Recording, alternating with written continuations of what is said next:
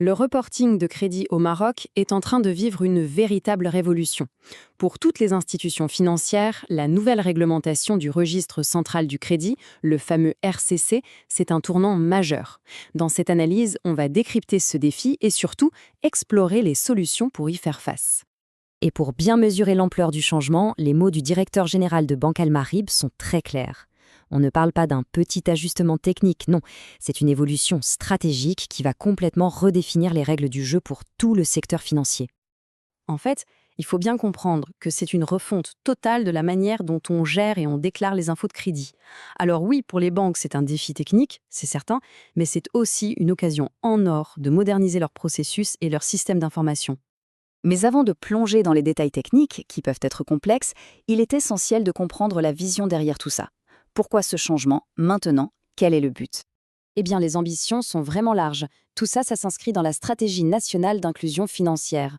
L'idée, c'est de créer un écosystème du crédit qui soit beaucoup plus transparent et plus juste. En intégrant des données alternatives, on facilite l'accès au financement pour les PME et les ménages, et en même temps, on aide les prêteurs à mieux évaluer les risques. Au final, l'objectif, c'est de faire du Maroc un hub financier encore plus moderne et compétitif. Bon, cette vision stratégique, elle est très belle, mais elle se confronte à une réalité du terrain, un défi technique majeur pour les institutions financières. Voyons voir de plus près de quoi il s'agit. Au cœur de la réforme, il y a le RCC, le nouveau registre central du crédit.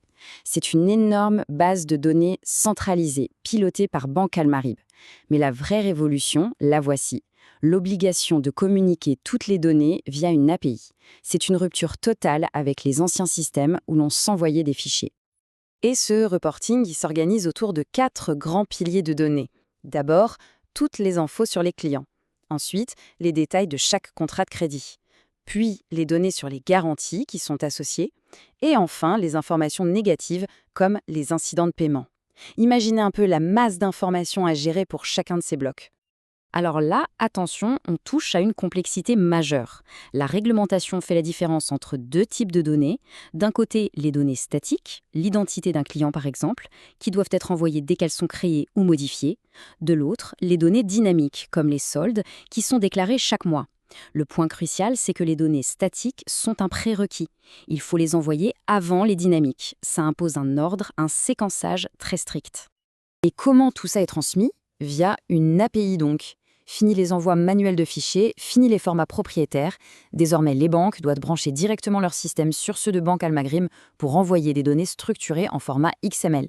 C'est un vrai saut technologique qui demande une approche complètement nouvelle. On en arrive à la question centrale, celle que tout le monde se pose. Comment les institutions financières peuvent-elles relever ce défi qui est quand même très complexe, sans être obligées de tout jeter et de tout reconstruire dans leur système d'information? C'est le casse-tête des DSI et des équipes de conformité dans tout le pays. Chaque banque a ses propres systèmes qui sont souvent un héritage du passé, un empilement de technologies différentes. Essayer de connecter ce legacy à une API moderne et standardisée, ce n'est vraiment pas une mince affaire. Une des réponses les plus intéressantes, ce n'est pas de remplacer, mais d'orchestrer les flux de données. C'est exactement le rôle de plateformes spécialisées comme Octi de TNA Consulting. Elles agissent comme un middleware intelligent, une sorte de traducteur universel qui vient se placer entre les vieux systèmes de la banque et la nouvelle API de Banque Al Maghreb. L'avantage énorme d'une approche comme celle-ci, c'est qu'on peut atteindre la conformité réglementaire sans tout casser, sans tout bouleverser. Une plateforme d'orchestration, elle s'adapte à l'existant. Et ça évite des projets de migration qui sont souvent très longs, très coûteux et, avouons-le, très risqués. D'accord, mais concrètement, comment ça marche cette orchestration? Regardons de plus près le processus, étape par étape. Suivons le voyage d'une donnée depuis le système de la banque jusqu'à sa soumission à Banque Al Maghreb. Tout est géré par un pipeline automatisé qui se déroule en 6 grandes étapes. Ça commence par l'ingestion. La plateforme va chercher les données directement à la source. Ensuite, étape cruciale, elle les valide en amont selon les règles du RCC. Puis, les données sont transformées, mises au bon format XML et soumises via l'API. Et enfin, la plateforme gère même les retours de Banque Al Maghreb. Tout le cycle est maîtrisé de bout en bout. Un processus automatisé, c'est génial. Mais la gestion des erreurs, c'est tout aussi important. Que se passe-t-il si, malgré tous les contrôles, un lot de données est quand même rejeté par la banque centrale? Eh bien, la réponse, c'est un système qui fonctionne en boucle fermée. Quand un rejet arrive, la plateforme l'analyse et elle alerte les bonnes personnes, les métiers, en leur disant exactement où est le problème. Une fois que l'anomalie est corrigée à la source, dans le système de la banque, la donnée est automatiquement reprise dans le flux pour être soumise à nouveau. C'est un mécanisme qui garantit une correction efficace et surtout une conformité continue. Avec ce niveau d'automatisation, on change complètement de paradigme. La conformité n'est plus un fardeau manuel, un truc qu'on subit.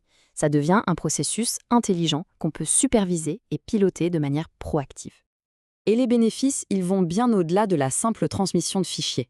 En se concentrant sur l'automatisation et la qualité des données en amont, on obtient un processus qui est non seulement plus efficace, mais qui devient aussi complètement transparent et auditable de A à Z. Le résultat concret de tout ça, c'est que les responsables, eux, disposent d'un vrai tableau de bord en temps réel. Ils peuvent suivre les volumes, le statut de chaque envoi, les taux d'erreur et vérifier que les délais sont respectés. Ce qui avant était une sorte de boîte noire devient un processus clair, visible et maîtrisable. Au final, on se rend compte que répondre aux défis du RCC, ce n'est pas juste une question de conformité. C'est une occasion unique de moderniser son architecture de données, de gagner en agilité et de se préparer pour le futur de la finance. Et ça nous amène à une question de fond. La contrainte réglementaire ne serait-elle pas finalement le plus grand moteur de l'innovation bancaire aujourd'hui?